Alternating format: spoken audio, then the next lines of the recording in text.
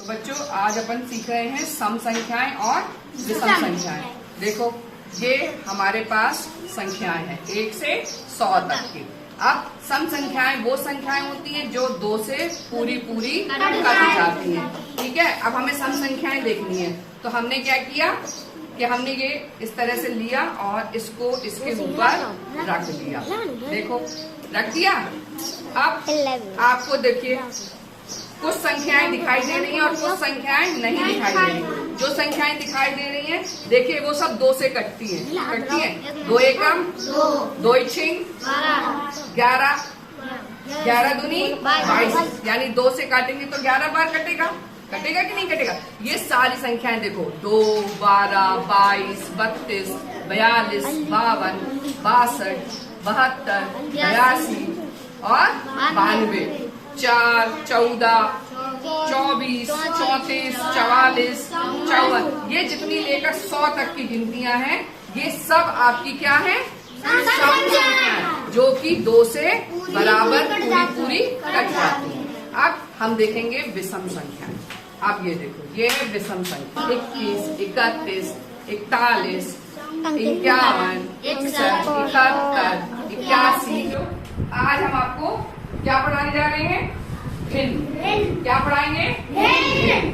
आज हम आपको भिन्न बताएंगे कि भिन्न क्या होती है। जैसे एक चीज के हमने ये कितने भाग कर दिए, 2 भाग कर दिए।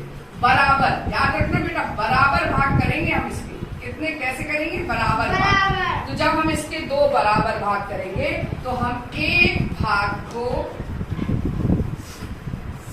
1/2 करेंगे, यानी किसी एक चीज के एक भाग को 1/2 या आधा। ठीक है, अब हम आपको एक उदाहरण देते हैं। ये देखिए इधर 4 लड़कियां खड़ी हैं आपके सामने। ये हमने मान लिया ये 4 एक साथ जुड़ी हुई। ठीक है, ये 4 जो है ये एक साथ जुड़ी हुई है, यानी ये चारों अभी एक है। ठीक है, इन्हें हमने एक माना।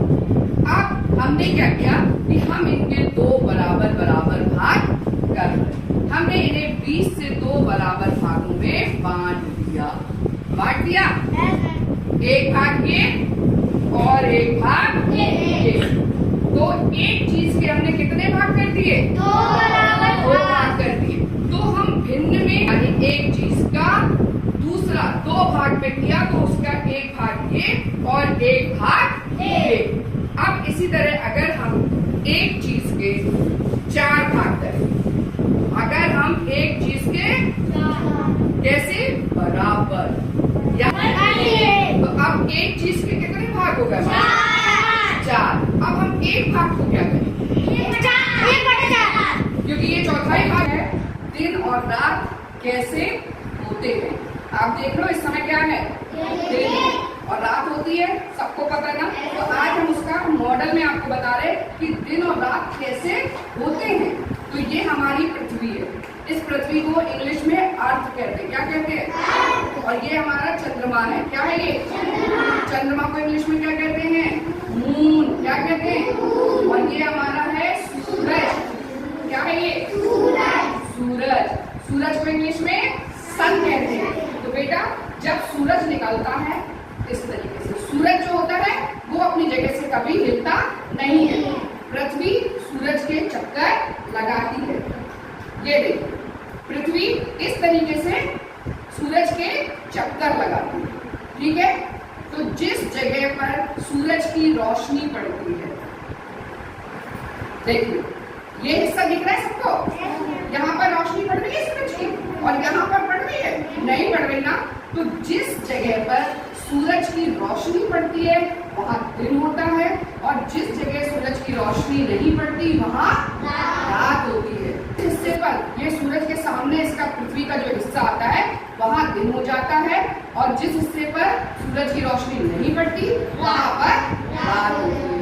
तो आपको समझ में आया कि पृथ्वी कैसे घूमती है, दिन और रात कैसे।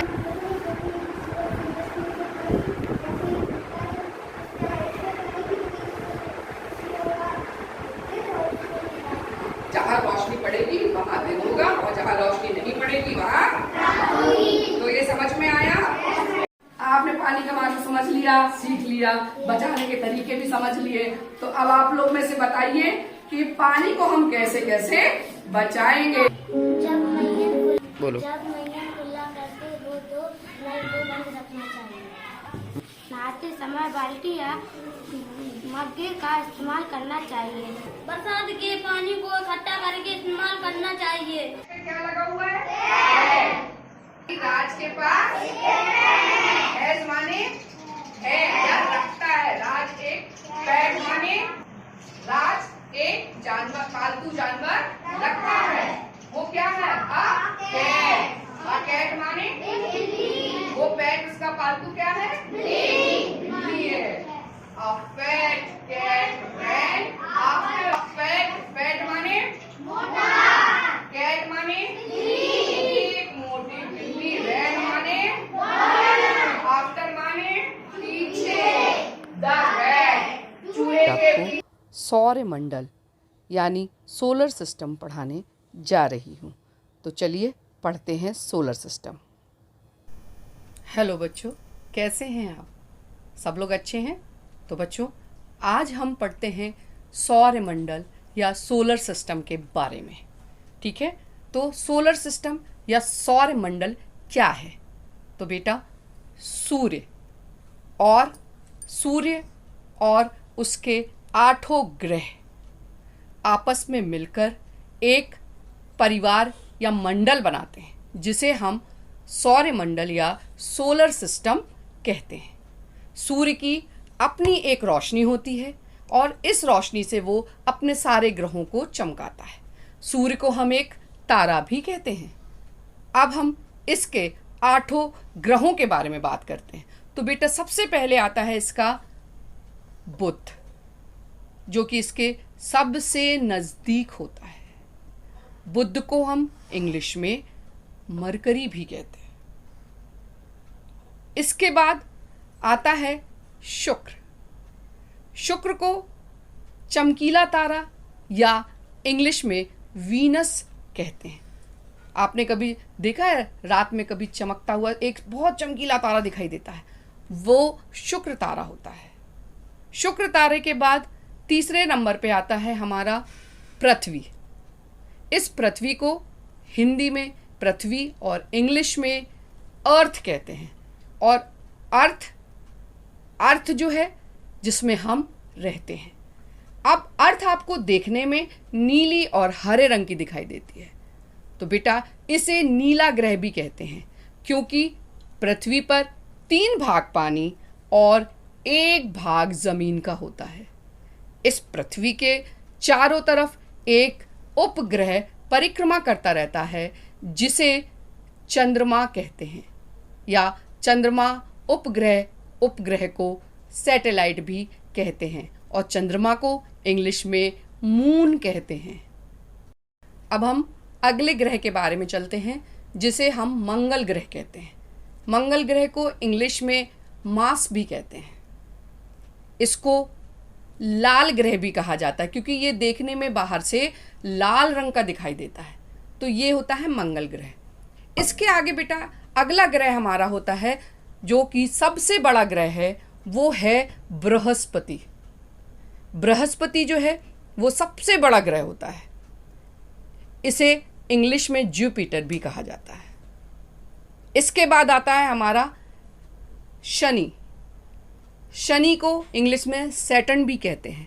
आप इसके चारों तरफ देखिए एक वलय देख रहे हैं, एक ब्राउन कलर का इसके चारों तरफ वलय होता है। इस वलय को इंग्लिश में हम रिंग भी कहते हैं। इसके बाद आता है हमारा अरुण। अरुण ग्रह जो होता है वो काफ़ी दूर होता है इससे। अरुण को इंग्लिश में यूरेनस भी कहते हैं। इसके बाद सबसे अंतिम ग्रह होता है, जो कि सूर्य से सबसे ज़्यादा दूरी पर होता है। इसे कहते हैं वरुण। वरुण को इंग्लिश में नेपच्यून भी कहते हैं। तो बच्चों, सूर्य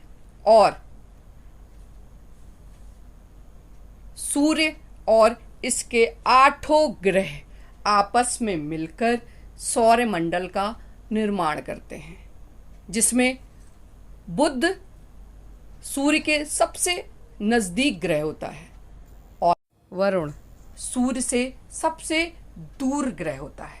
सबसे बड़ा ग्रह जुपिटर होता है। लाल ग्रह मंगल होता है। नीला ग्रह पृथ्वी को कहते हैं और सबसे ज़्यादा चमकीला ग्रह होता है शुक्र।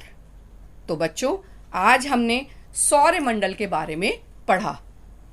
उम्मीद है